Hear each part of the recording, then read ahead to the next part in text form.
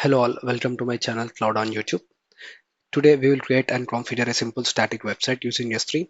As you know, S3 is a simple storage service that allows us to store and retrieve data over the internet. In this lab, we will also go through configuring that static website with a custom error page. So let's get on to the lab. Now navigate to S3. We'll start by creating a bucket. So give it a name, my, and some random numbers. So this bucket will be used for my static website, and click on create bucket.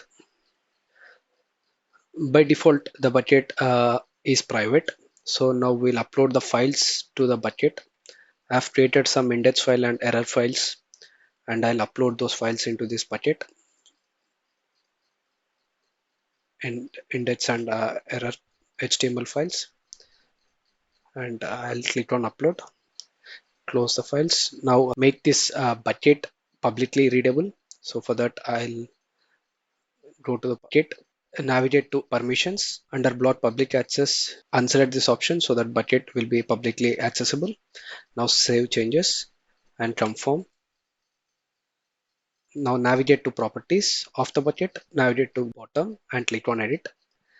Select enable to enable this bucket as a static website.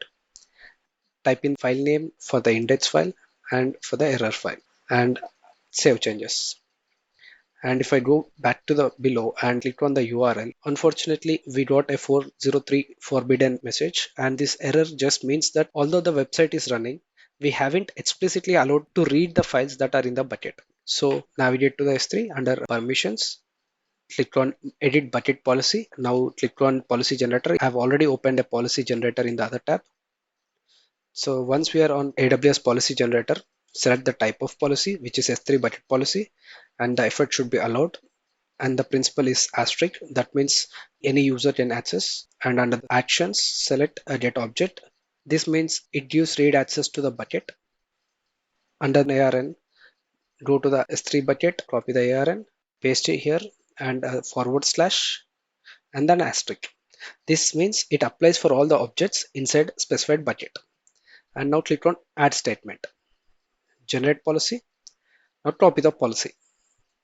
Close it. Navigate back to the S3 bucket policy. Paste in the bucket policy which we have generated and click on save changes. Now the permissions have been given for the website hosting. Navigate to the another browser which we have already opened. Now refresh this browser. And as you can see, now we have navigated to our website, which is Cloud on YouTube.